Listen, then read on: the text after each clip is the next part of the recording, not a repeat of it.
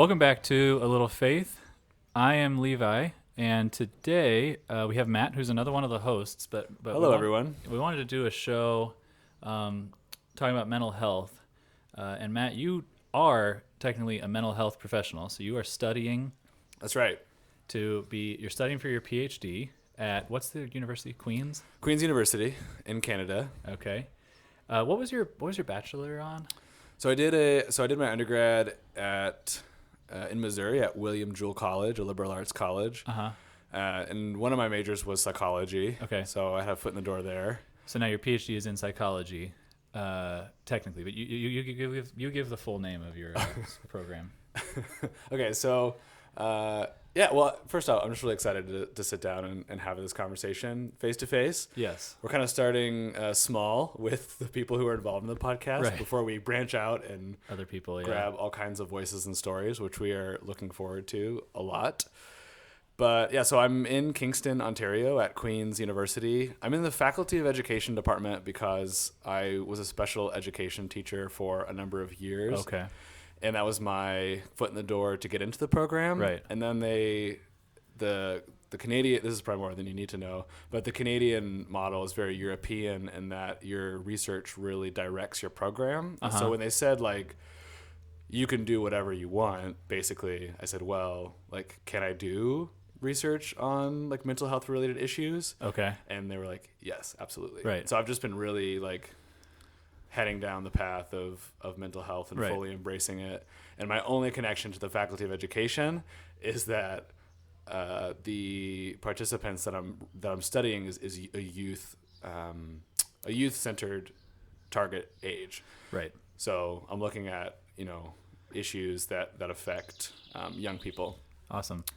I did want to jump right into that because I felt it was important for us to kind of establish that we're not just two people that think about mental health. Like I just think about mental health. You are actually kind of like in the field, and we want to talk about how mental health affects our community, kind of the Christadelphian community at large, and what we would suggest people to do to kind of just embrace this problem and this thing that affects so many people. So when we talk, we're going to use the phrase mental health. Let's kind of define that. Yeah. So I'm going to say, I'll say my definition, and then you can add you can add kind of the science to it. Okay. When I say mental health, which is like the big phrase, I'm talking about depression and anxiety, kind of at a diagnosable level, because there's obviously levels kind of that. That's a spectrum, and then beyond that, really even more serious terms, I guess, which would be, personality disorders and kind of trauma disorders, and things that a lot of people struggle with. So we're going to use this broad brush of like mental health, but it's all injuries, if you would, or conditions that are not physical, right? So that's kind of and most mental health conditions and diagnoses are what we categorize as like an invisible disability. Okay. So by and large, you can't see when somebody is anxious. You might be able to see when they're having a panic attack, but the panic attack probably started hours or days before you even got to see like a symptom of that. I myself do have a mental illness, so I'm attacking mental health and wellness. I want to put wellness in there because that immediately throws everybody into into the conversation when we talk about your mental wellness. And regarding mental health, you don't necessarily need to have a diagnosis to exhibit symptoms or to have issues that are mental health related. Right. For example, everybody gets anxious. Yes. Everybody. Yep.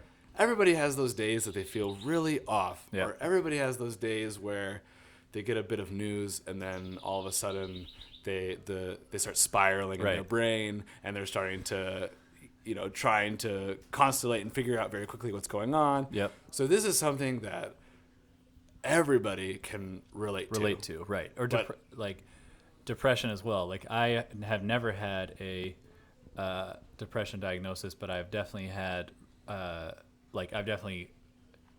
had a depressive episode. Does that make sense? Years ago. But so I think people can know what these feel like, and that can be part of the problem too. Is sometimes individuals have a down day, Yep. like, and then, oh, this is what depression is. And then when someone says, I'm struggling with depression, they can be like, "Pff, Yeah. get over it. Like that was like 6 hours one day Yeah. for me. I went to Starbucks and it was fine. Yeah, Like, whatever. And I think that's one of the challenges. I mean, there's a ton of challenges. We kind of want to address that in this conversation. But and so yeah, I guess we'll go there. Unless you have any other ideas or any other things you want to mention about the definition of mental health. yeah. I think we kind of tackled it. And just another, I guess, point about mental health and wellness is that somebody's mental health is integrally tied into their emotional well-being, their physical well-being, their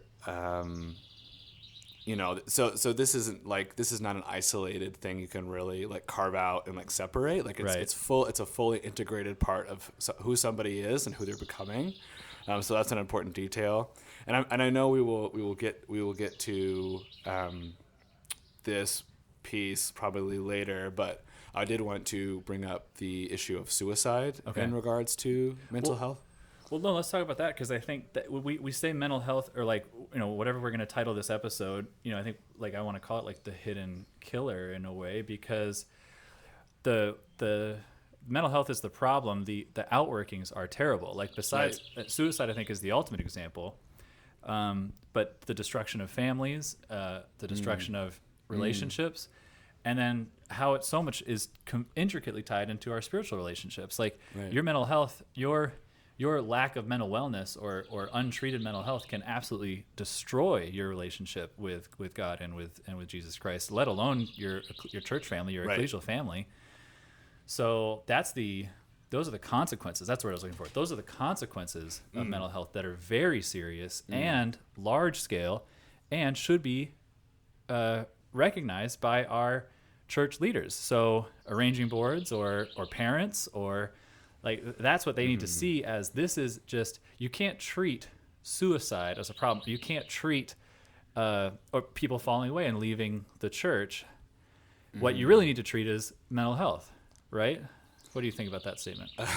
I don't think I don't think you were going here, but just to be explicit, I don't think that all people who've left are the church community Correct. Thank you are for that. leaving because of mental health problems. Correct. But I have seen people walk away because they felt very misunderstood. Yes. Because they didn't feel comfortable disclosing or talking about mental health or wellness with their immediate circle or the church. Right. So I think it's something that we do have to shed some light on, pull out and put on the table and say, let's see how this is an issue and let's see how we can make this less scary. Yes. For everybody involved. Right. And if the church was a place that said, "Oh, we have a member who has a lot of anxiety. There are things we could do, like stretches we could make that would make this person feel better about coming here." Yes. And that would be amazing and helpful, right? And that is, I think, kind of what I'm driving at. Very clear, very good point to clarify that it's not mental health. It's not a lack of our community's, not outreach, but just active, presence in each other's presence in it is what's driving people away. I think there's other problems that people have when they leave, but I think definitely there's definitely a part of it that I'm struggling at home and in my own head, and the church is not helping, and in a lot of cases making things worse when I go there, or the people there are making it worse or not understanding. So this is a long time coming conversation. Yes, is what we're saying. Yes, and to say that we kind of, I feel like it's not something we'd ever talk about 10, 15 years ago, kind of when I was first kind of became a member of my first ecclesia, and it was never something addressed. But I was stunned in the soon coming years after that, just how many families or how many times you can find it, like as one of the issues that a family has or that an individual has, and just hidden. That's what was so frustrating for me with my eyes kind of opening to this, that the sister who's not coming to a meeting once in a while is not getting out of bed on those days, and the family is not saying that or addressing that and giving no space for the ecclesia to support that, and figure out how to work with that person to be sure that that person's getting the help that they need, sister or brother, as Yeah, an example, for sure. that we'd kind of make up, they're just not feeling well today, or we'd call depression something else. And I think in a lot of ways, a lot of our ecclesias are getting better at that, but I also think that some aren't, and some individuals aren't, or like I said, I don't know what we don't want to harp on people, but some of the problems are minimalization, just that, Right. it's seasonally affected disorder, or something, or it's like, or I don't know, they need to exercise more. It's like, well, no, they probably need to take medicine, they probably need to see a doctor, and the ecclesia should be one of the voices that's saying that. Yes. Well, and this is not a question of do we have the emotional, social, or like people capital to deal with this. Oh, right. Our community is known for ridiculous hospitality and just pouring out and reaching out and being there for each other. And I think where this conversation is orbiting is we can extend what we're doing now to make that a part of our inclusion and care and spiritual practice. Right. And I think there are many people who are kind of sitting at the edge of the pews in their seats saying, I really want to help this person in my family, or I know that person in 2 rows up is really experiencing some bad stuff, but I have no idea what to do. Right. And there's so much stigma, and there's so much like packed around this that you almost can feel, and I feel this way a lot. I don't know what to do, so I'm not going to do anything. Right. Yeah. So, and before we talk about what we think the ecclesias could do, or individuals or leaders or whatever groups, arranging boards could do, let's also talk about the kids these days, because this is something I told you I really wanted to get in, is that I feel like there's a misunderstanding about youth leaders in our community as well, that some of the problems of 10, 15, 20 years ago, 30 years ago are still problems. And I'm talking like specifically like sex and drugs, right? Still a problem, still a temptation. And rock and roll. Still a temptation for our young people as a distraction from a spiritual relationship, like absolutely. But anybody should do, I wish I had like links I could link to. But if you Google right now, like average age in the whole world, or all of North America, average age of the first time that a young person has a sexual experience, or the first time that they use drugs, that has risen for 3 years in a row. So that average age has gone up. So the temptations for those problems, like worldwide, or in the big scale, has receded. Okay, so these problems are not getting worse in some ways. Okay, by the numbers I'm saying, and I think that reflects in our community too. I'm sure if you look at if there's people looking at the young people in their meeting, there's so much of like, well, that the rebel culture, like teenage rebel culture, is largely gone.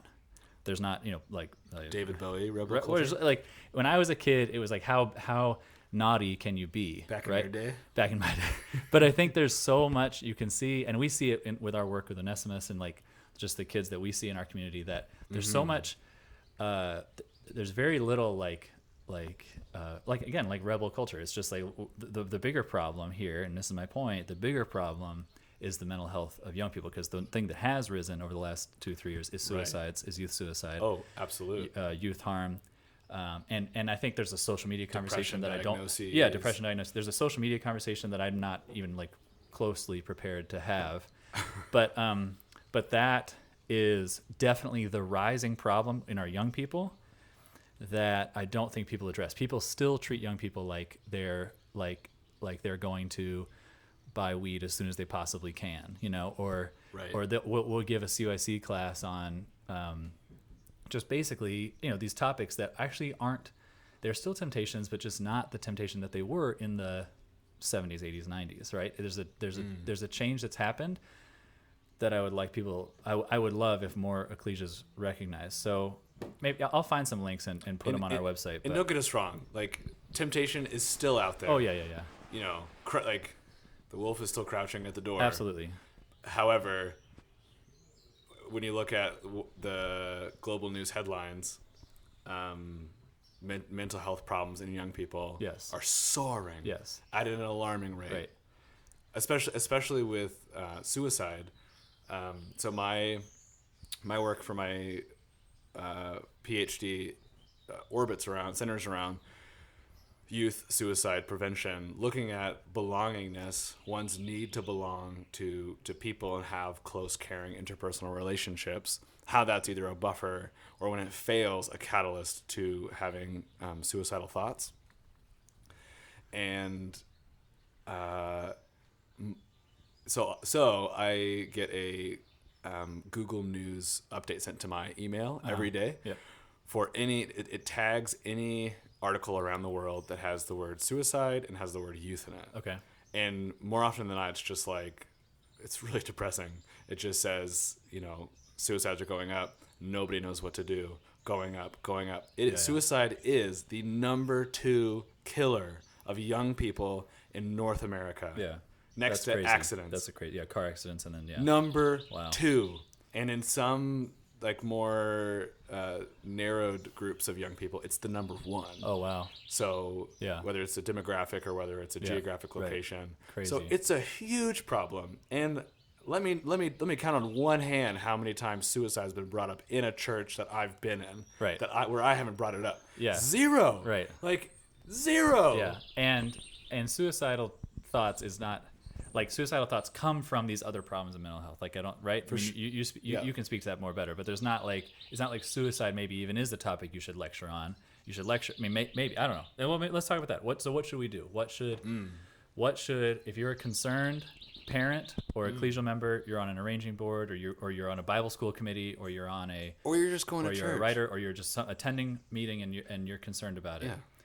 So what advice do we give? And we haven't talked ahead about it. I wish we had a list. Ideally, we would have like a list of like here's the top 5 things. Yeah, I suggest. yeah. But No, that's but gonna be very spitball. But I've got one. But you go first. oh, I want to know what you're. Okay, I've got one. Okay, yeah, give it to me. I've got one, and I think the biggest thing that I've admired in some ecclesias that I've been in is the arranging board or the business committee, business meeting, making it an item to actually partner with a mental health professional, so a psychologist, right?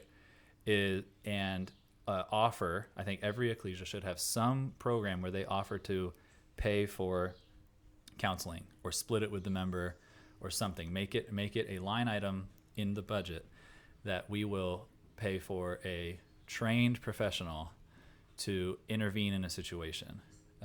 Because yes, I believe the number one responsibility or the number one thing to do is to pray for these people and to hope that Jesus and the angels work with the individuals in our ecclesias, but that can absolutely be done through trained professionals. And I would like to see more ecclesias partnering with those professionals. And what's really cool is it's a big. I mean, cool. It's interesting. It's a big task. Like assign a member or 2 of your meeting to actually interview individual psychologists. Oh yeah. Right. And partner with one that shares our values, right, and can speak to our community. Like tell them what it is to be a Christadelphian, or what your church is like. Give them as much background information as you can, so then when you have a crisis or just a situation, you can send your member to that person. So that's the biggest thing is and I know I've been a member at one meeting that does this, and I think it's a very powerful thing, because then when the arranging board sees a situation, or anybody sees a situation, well, wow, we are outmatched here. You have that tool to go to. Yes. Yeah. So that's, yes. I'd love to see that. Amen and yes. I have been a part of a meeting that did this, and it wasn't like broadcasted every Sunday, but people were very much in the know that the church would pay for counseling services. Right. With a counselor that they've found and met with, and I think it was a cluster of counselors actually. Anyways, so when I really needed therapy, money wasn't an issue. Right. I could just go, Yes. and and I didn't have to talk to anybody at the meeting. Yep. I just said, this is who I'm a part of, and they billed the ecclesia. Excellent.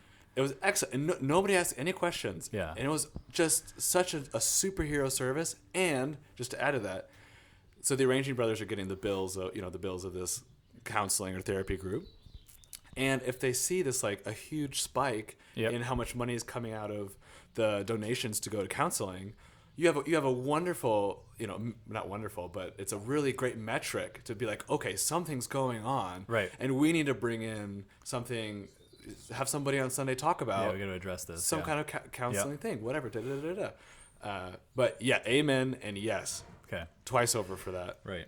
Excellent. I'm so glad you went first because that's an excellent first point. And I think there's a thought that we shouldn't, that there is only one authority, which is the Bible, right? And that all problems can be addressed through the intervention of brothers and sisters, which I think is erroneous, just because there's so much that can be made worse by untrained people saying things or doing things, even scripture, because like you can't prescribe more Bible readings and solve these problems. That's what's critical. Like if there's someone with a string of depressive episodes, they've tried the Bible and they've tried prayer, and in their mind that doesn't work. So I'm not saying that the answer is not the work of God, because the answer is the work of God for sure. I'm just saying that God works through professionals. He does for sure. Yes, and I think there's a lot of healing and a lot of balance that can come from meditation, prayer, coming to meeting, and that's a part of the support network of somebody. But that's when it. I have a mood disorder, right? And I've been on one medication for 5 years that has miraculously kept my mood like very balanced. Wow, yeah. Like just to a miraculous level. Like they were like the psychiatrists that I was working with were blown away that they saw such a drastic improvement to my mood, and it's great. So when you think about treating and gracefully handling a mental illness, whether it's your own, whether it's somebody in your family, whether it's somebody in the meeting, the road to mental wellness and mental well-being is a cluster, a bouquet of things that go into place. Yes. Prayer, readings being part of it. Multiple tools in the toolbox. Sometimes medication for a short amount of time. Right. Sometimes medication for a long time. Every day. Right. And sometimes it's going to a therapist and a psychiatrist. Sometimes it's just checking in with a therapist. Yep. Sometimes it's having dinner at the Jellinos once a month. Like that is a part of my mental wellness. And over time, you figure that out. Right. But from the get-go, anyone who says go do this one thing and solve this person's mental health issue, I'm already like skeptical. Interesting. Like, that list needs to be at least 4 or 5 items deep. Right. So the example of read, pray your way out of this problem is, well, no, we know that these problems take 6-8 things. That's interesting. Yeah. I like that. And one of them is professional help. Cool. Yeah. That's a good answer too. Is recognize that to a concerned individual, you would tell them is recognize that the treatment for these problems is multiple things. You have to. It's a multifaceted approach that leads to long-term stability, wellness, and success. Right. What's other advice you would give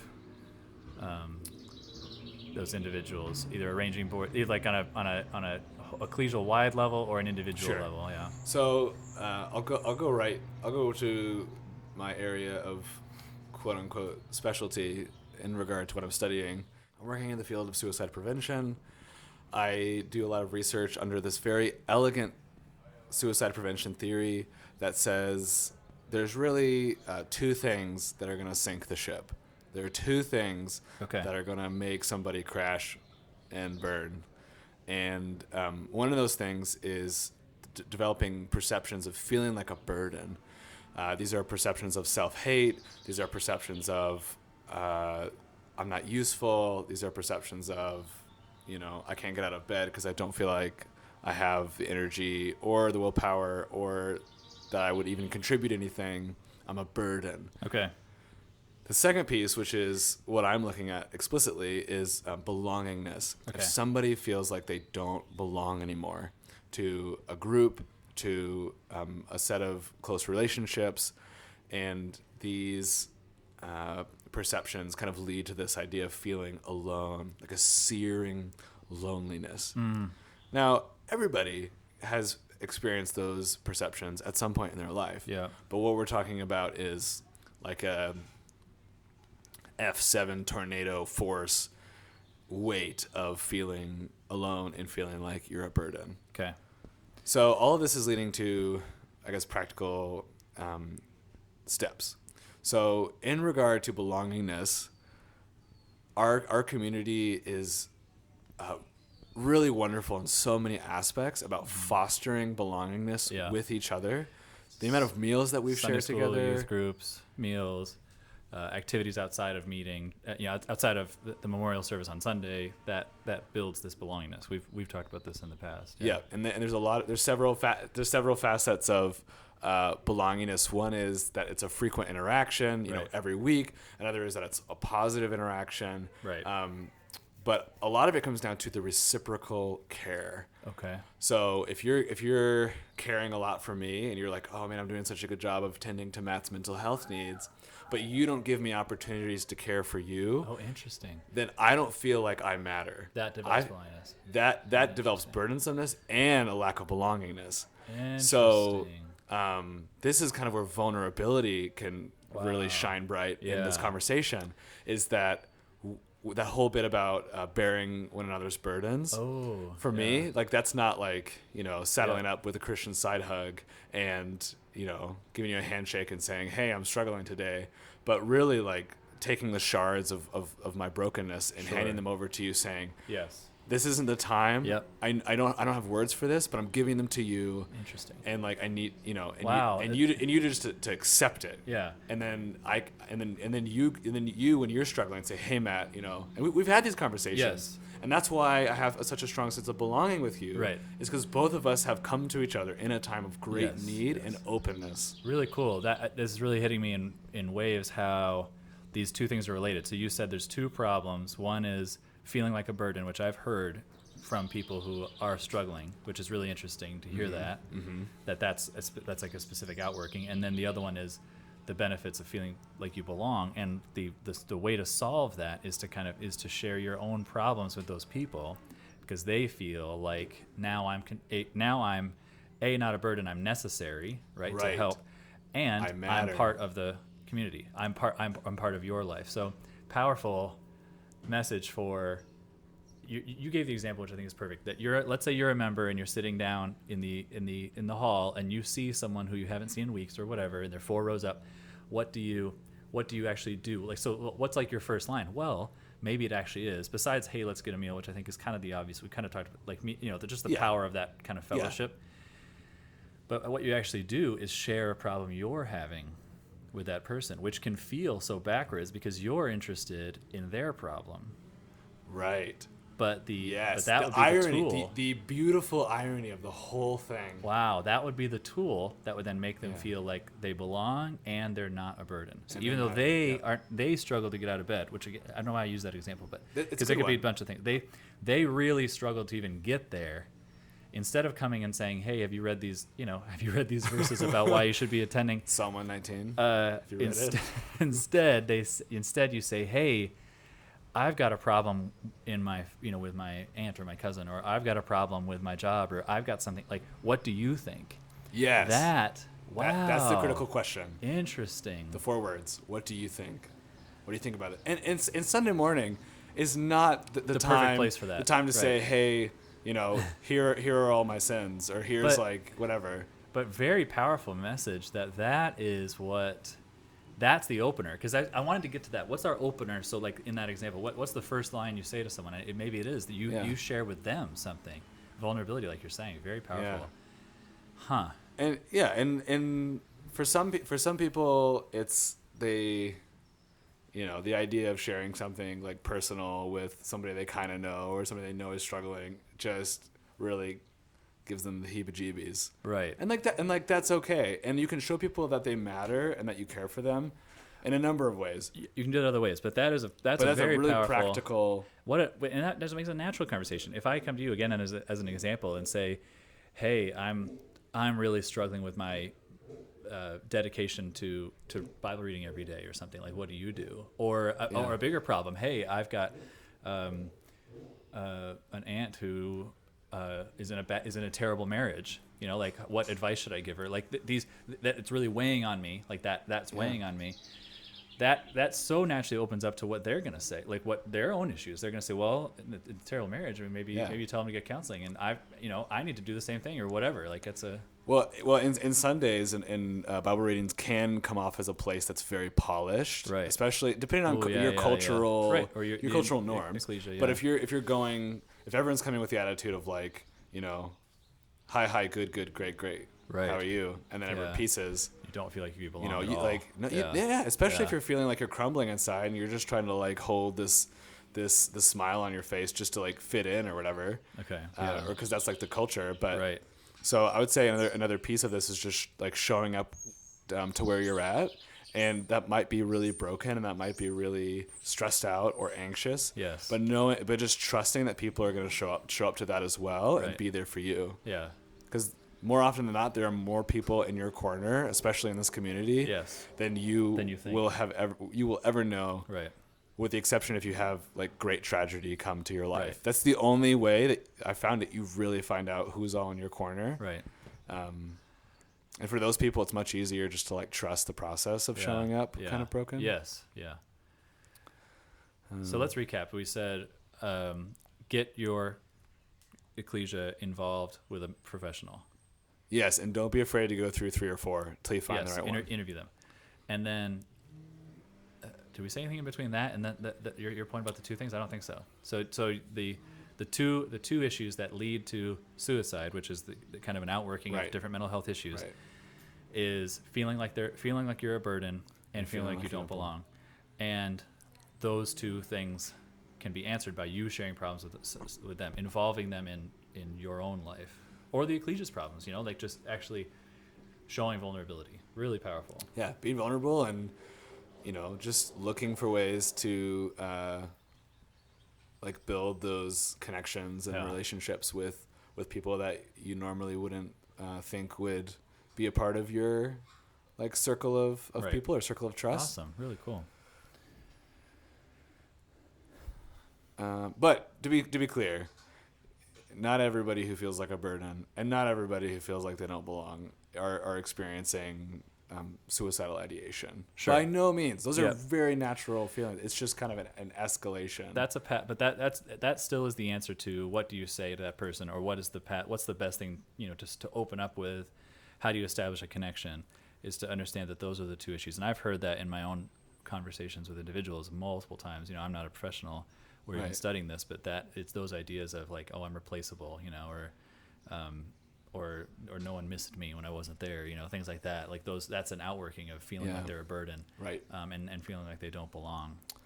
And people do belong. And my answer is always, and this is wording I get from that nonprofit I support, To Write Love on Our Arms, and Jamie Torkowski's work is that no one, just the phraseology of like no one else can play your part. And you're the only, we don't know the end of your story at all. Like your story is still being written, and you're the only one that can do and say the things you do. That's kind of the lines that was given to me through that organization was amazing. And anyone should look that up. So that's To Write Love on Her Arms. It's a teen suicide prevention organization, and it super helped me as an insurance salesman on how to talk to people who are feeling that, and legitimizing those feelings, but still how to travel through them, kind of the path for that. That's definitely a resource I've used. I think I have two more suggestions. Great. And then I think that's cool. Yeah, let's do 2 more. Yeah, probably. One is that more often than not, you will not know what to say. Yep. Definitely more often than not. Yep. I am studying the field of suicide, and people come up to me and they disclose things, and I have no idea what to say. Right. After years of reading and all this, I just have no idea what to say. And the words might feel like gravel leaving your mouth. Yeah. But always try to say something. Okay, that's a good one. Yep. Say something. Say something. Yep. Even and you'll probably say something that you'll regret. Right. But if the relationship is there, they'll tell you like, I wish you wouldn't have said that, or can you try saying this? And that's a far better conversation anyways. Yes. But say something. Yeah. And the other piece, I think, to kind of like wrap this all in a big bow, wrap it up in a big bow, is that, you know, we're not the experts. Yes. We're just two people who are trying to get the conversation started. Yes. And I think the best thing that you can do after listening to this is start a conversation with your family, Yep. somebody in your family. Yep. We're not talking about like assembling the whole troop and having a big like business meeting about it, but maybe that's what you do. Maybe. And great. Yeah. No, I think addressing it at a business meeting level would be fantastic. But I think it adds the humility to keep the idea kind of like where I thought you were going, that we are still God's children talking to other of God's children, right? There is a Complete latitude. There's a same latitude, same level that we're on with these people, and keeping that attitude and recognizing that it is God, their Father, and Jesus who will be working in their life. So who that's hold the gaps when Right. you can't. Yes. When you are falling short. Yes. There is somebody who's Yes. containing it all in love and in grace. Well, this was great, man. Thank you. Thank you for this conversation. I'm glad we could have it, and hopefully it's helpful for people. Feel free to reach out to either of us if you want to talk more with each of us individually. You can get us through the social channels, or if you want You can more text ideas me or 647-915-8145. And we're really hoping that our conversation today will Spark a little more faith.